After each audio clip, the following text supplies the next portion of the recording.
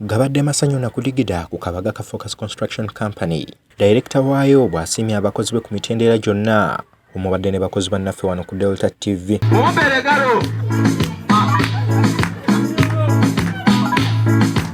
Okunyenya kugali benjoli, okuyimba n'okusanyuka bye bibadde ekyengera. Era abakozi basimya Engineer Dungu Peter ne company ya Focus Construction Company olw'okukyusa obulamu bwabwe. Okwebaza kwange eri Director Engineer Dungu Peter.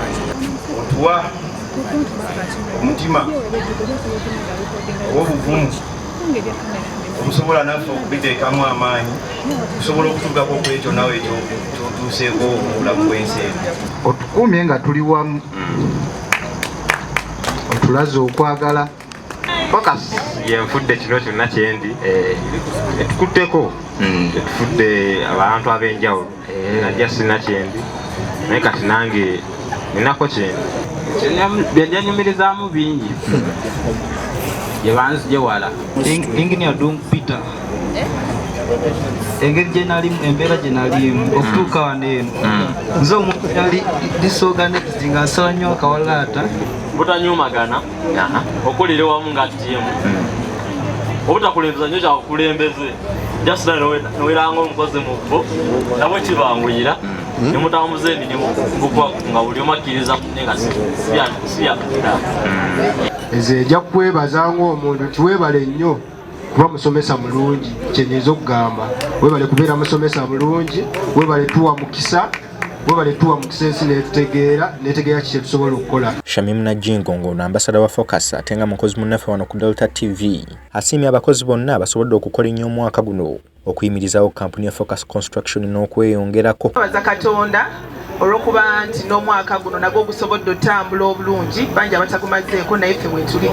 Kiba kya buvunaanyizibwa nnyo okuba nti abakozi bafuna treats nga bwe ziti nti bafiringa nti bali part of the family. Ambassador wa Focus Construction Company ate nga yakola programu ya Zimba naffe wano ku Delta TV Sharon Mirembe asimye bakozi banne olw'empisa ezibasobozesezza okukola emirimu obulungi ne batafuna buzibu bwonna okuva mu baklayant. Abakozi first of all buli client kwe tukolera atusiima nze mmitira aba client almost bonna buli nyumba egenda otandika either nga twakozeeko show either meetingseko client ono but obubaka bwe tufuna eri ba client empisa nnungi nnyo. We have never got any complaint, so thank you so very much bannange era tukikuumira awo. Omukozi w'omwaka guno Derrick Lubega atubulidde ebimuyambye okwekumira ku ntikko okukola obulungi omwaka guno. Ekisooka ndi muwulize etali mukama wange wabula buli muntu yenna just kasita oba ng'oleeta ekintu ekitongerako nkiwuliriza ate era n'ekikola nga bwe kirina okuba ate n'ekirala tuli bampisa okubiriza bannange okubeera abayonjo ku sayiti n'okkirininga sayiti okwetukolera okuba nga muli smart. Ssaabawandiisi era omukubi wa pulaani za Focus Construction Company Jimmy Musaazi akubiriza abakozi banne okukola omulimu omulungi mu kwewaayo olwo lwe banaasobola okukulira wamu ne kampani. Mwenna mwebale nnyo okukola omulimu omulungi okulaba nga kampuni ekola nga bwekoze omwaka guno. Omwaka oguwedde twakola bulungi ddala naye ate guno gulabika tusinzeeko okusinziira ku mirimu bwe gibadde gitambula mu drawing ze bayisiza mu kanso ze bazimbye. This year is better than the last year. Mbasaba nti omwaka ogujja twongeremu amaanyi okwongera okuweereza bakasitoma baffe mu bwangu ate nga tubawo omulimu omulungi. Director wa Focus Construction Company Engineer Dungu Peter yeekokkodde abakozi abalemesa bannaabwe emirimu nga baagala okulaga nti bakola nnyo n'abakuutira okukola ekituufu so si ye mukama waabwe kyayagala. Mbagamba nnyo mufuneeyo omwana waakiri omu omugezi tumwongere ku ttiimu. Gwosobola okubeerawo n'obakuba ebikono n'ekyo ojja okukoma okumenyeka. Nze tokola binsanyusa, kola ebintu ebituufu. Ebintu ebituufu bijja kukola ki? Bijja kwogera nti oyo akola.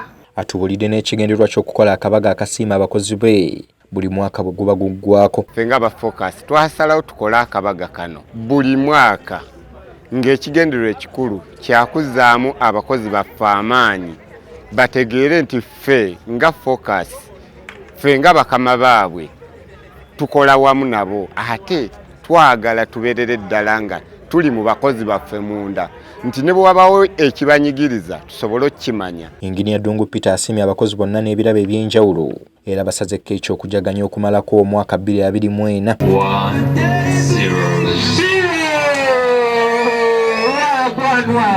Ibrahim Sabunya, Delta TV ya Masukulumu.